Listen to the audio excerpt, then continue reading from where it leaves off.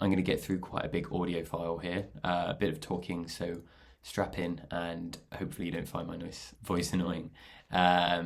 Let's just start off. So my context for writing this, I wish I could go back to 2018 when I was at home recovering from my bike car collision with 2 brain bleeds and a fractured skull, and just give myself a hug.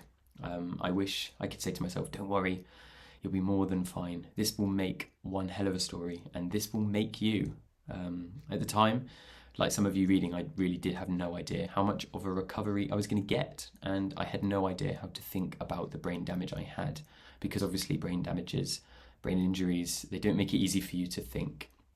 So instead of thinking, I became a doer, not a kind of sitting still kind of guy. It heightened my pretty restless 23-year-old self. But years later, I'm through it, and I just wanted to share some lessons that I learned that I think will help anyone on here. And if you're reading this, maybe you've had a TBI yourself, perhaps you're a parent or a partner or a friend of someone who's gone through this. Maybe you're just fucking around on a lunch break, that's totally fine too. These lessons will probably apply anyway. So I'm just going to start with a quick note and then I'll go into these 7 lessons. So the quick note, sorry. I would like to say, I would really like to shout, to be honest, that I'm very grateful to be where I am right now. I have recovered. It's not necessarily the case for many or most people who are probably reading this. So I carry a lot of guilt and shame in a way when writing something like this, but I write this almost for a sense of duty to relieve that, because I want the net good of helping others and sharing what happened to me, but none of this is for a brag, and I think this is probably the bit I want to stress the most. So I hope that these lessons might help you or help someone you know, and I feel in a very unique position to have been able to go through this process and come out the other side, and want to give others hope and share what professionals have told me. And I've talked to loads of professionals, but they haven't had a traumatic brain injury, so they can only tell you what a textbook tells them, and I don't have that. I can actually tell you how it felt for me. So some suggestions I'm going to say in these lessons are a little provocative. I understand if you feel a bit hostile or upset with anything I say, please feel free to drop me a message and we can talk about it. I'm obviously not doing this for anything other than sharing my honest answers. And I should also add that I'm now moving into being a coach. I'm training right now. I finished a master's in nutrition, and then I did another master's in psychology, and have now decided to run a business called Humans Being, which helps people live healthier, more deliberate lives. So anyway, that's enough on me. Let's go into these lessons then. So lesson number 1, limit yourself from being a victim. Probably one of the most controversial ones to start off with. Don't get me wrong, you are most likely to be a victim in almost all cases of a TBI.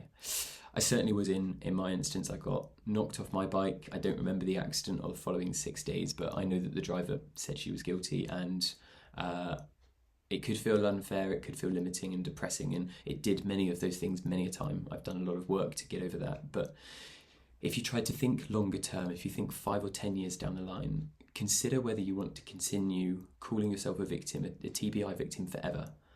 And if not, try to work out how to accept that this is now you. And it might be helpful to consider what things, what tasks, what freedoms you are aiming to advance towards, where you might no longer call yourself that. So again, obviously there are various severities to a TBI, and I write this on a very mild end. So for some of you this is helpful, for some of you this might seem condescending, but wherever you are on that spectrum, there's probably a point where you can think, okay, cool, I've got better, I've got a bit better. I've set a goal and I've got towards it. So for me, it was when I got a promotion at work and realised that whilst I'm still forgetful and distracted and so on, I can actually do a pretty okay job, and I'm competing against people who haven't had a head injury and make just normal human mistakes that I'm no longer blaming on my head injury. I'm just blaming on who I am as a personality. But of course, when I got back to uni, I could have really played the victim card for a long time. It took me a whole year to do a 2-month module, like a whole year. And I went back to work at a restaurant and struggled to remember basic orders. It gave my manager lots of extra work, and probably some of the tables that I served in the restaurant were being very charitable with me and having to double take notes and so on. But overall, I think it was all just part of this priceless lesson of trying to work and trying to use memory training and other things and acting as normal as possible to help my rehab. So anyway, it took me a whole day to write a 5-line email, and I couldn't read well, I couldn't drive, and even a year after I got my master's, I then went into a corporate job and was fired within 7 weeks because I was so forgetful. And I say all this just because I still held this idea that there was a future I was hoping for, and my friends and family helped remind me of this, and I moved towards that. So wherever you are, be excited for this future you, because you can be somewhere further. You don't have to think too far ahead. And then the last thing about being a victim is just compare yourself to who you were yesterday, not to who someone else is today. And not even to your pre-TBI self, because that person unfortunately doesn't exist anymore. And that's okay. So, long lesson. Lesson number 2, your brain is not your only tool. So I don't know why I recovered so well. Obviously it was a lot of luck, but I like to also thank my fitness for a big part of it. I had just run a marathon before my accident, and I tried to get back to exercise afterwards. I couldn't read very well, and I felt tired and trapped at home, and didn't have the ability to drive due to epilepsy risk. So as soon as the pressure left my head, which took about a month, I started walking, biking, and then running. And I wanted to train my brain, but obviously that's frustratingly slow. And my body, however, was working like it did before. And again, I know that that's very lucky. But it meant that I was able to run a little bit further and a little bit further. And this was really helpful and like hard to quantify, but it was so nice to be good at something. The ability to go for a run is something that my family couldn't even compare with. Most of my friends couldn't either. So it might not be running for you. Maybe it's an instrument that you used to play. Maybe it's learning a language or doing some painting. Whatever that is, if you can start to see improvements at it, your brain is still developing and you are still developing. I've now got to a point where I've done a 220 kilometre ultramarathon in the desert over 5 days. It was one of the coolest things I've done, but I don't think I would have had this ambition had I not had this frantic desire to keep pushing my body. And I really urge you to find something, whatever that is, that can be your thing. And again, not a boast or a comparison, just it's a lesson on I couldn't believe that I would get to this point. And not to mention also that exercise is so good for your brain that it will help even if you're not directly training the brain. Lesson 3, invest in your rehab, your rehabilitation training if you can. It's hard to articulate.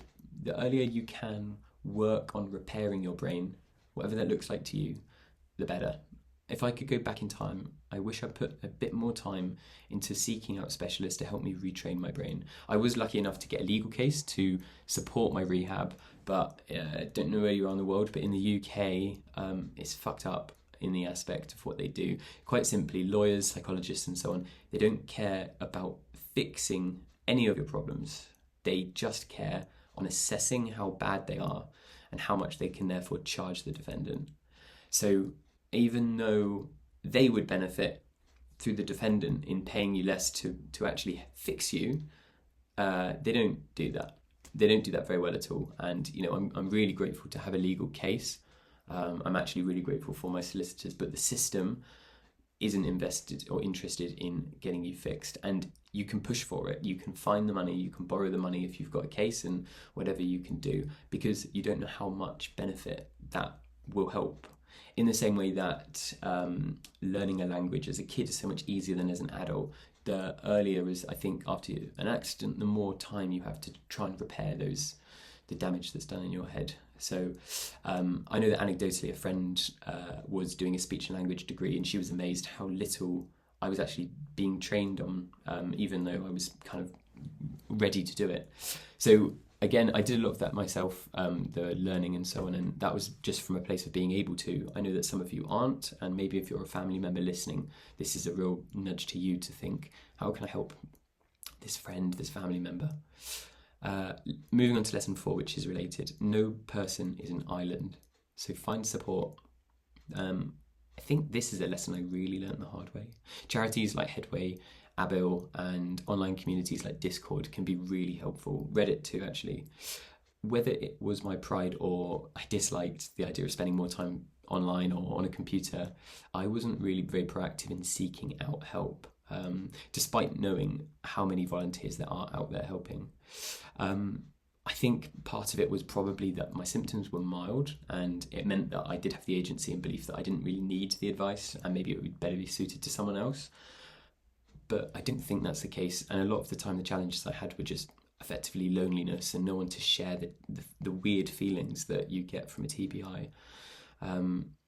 And I think the other thing is I left a lot of the rehabilitation early in my time to my family, and they weren't as proactive as maybe I could have had. So again, if this one resonates, just comment, drop me a message, or write something below. And I'm looking to help lead groups of people who want connections with each other and want to form any kind of group.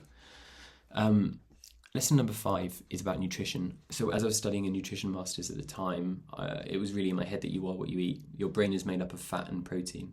So take that as you will. I was quite religious in the low carb ketogenic space before my crash, and I wasn't very happy to wake up in hospital to find that I was eating such a huge amount of like carbohydrates, sugary meals and stuff like that.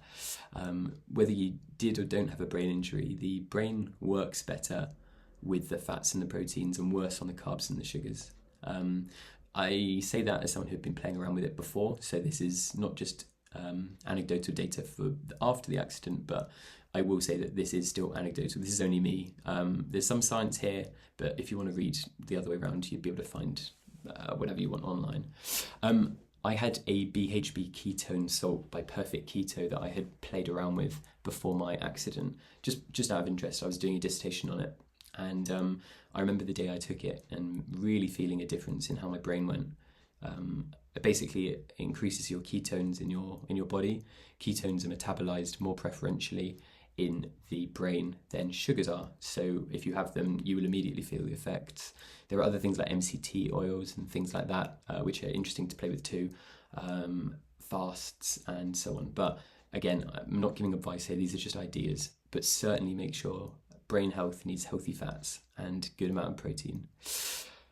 Drop me a message again if you need any help there. And then lesson 6, meditate and journal. Most of us have pretty wild minds at the best of times, and I really can't stress how helpful this was for me. I probably did meditation every day for at least a year after my accident. Not straight away, of course, but a good consistent year. I'm really extroverted and not very ordered, very tidy. So my life is always quite chaotic anyway. I like to just bounce around, and I found my TBI was really bad for that too. When I'd close my eyes or try and be still, there was just explosions of thought, interrupted messages, half-finished conversations with friends. It was very, very restless, and I turned to meditation and journaling to try and fix that. And I think the former, the meditation, really gave me a lot of peace. I would do it right before going to bed at night because it really tired me out, and it would calm my mind down before I literally sat in bed sitting up. And then when I finished, I'd just lie down and fall asleep pretty much every time. It was really good. And then journaling I'd also do before bed, just before my meditation. And again, this would allow me to really get conscious thoughts, retrain my thought process, because even articulating, doing voice notes is very different. You may think fast, but you can only write slow. So it allows you to hold on and train your thought process, train your ways of articulation, hold on to a disciplined thought chain. So I would say that journaling was really important. And like many of you, I was very forgetful after my accident. I still feel forgetful now. I'm not sure if this is normal. This is 7 years later. But I found the practice to be really helpful to hold on to my memories. And now I love that I can look back years later and still see the notes of how I felt and what I did. So there you go. Lesson 7 is the last one. And this is so important. Just don't give up. Be grateful to still be here. I don't know you or your circumstances, where you were before or where you are now, but I have met some fantastic TBI survivors in my time. They've all got stories, and the ones I meet are the ones with the really positive outlooks. So whether you're here for support or to learn for someone else, just remember that we can all be working towards a better version of ourselves, and that is the ultimate strive. You can really turn whatever you've got into a story. There are a million people out there who have these amazing recovery stories, and you can turn this potentially into the thing that makes you, and again, I know that sounds condescending. I know I'm super lucky, but don't give up. Be grateful to be here. Be grateful for your friends and family, and any other questions, just drop me a message. I hope that listening to this was helpful and hopefully easier to you as well. Thanks.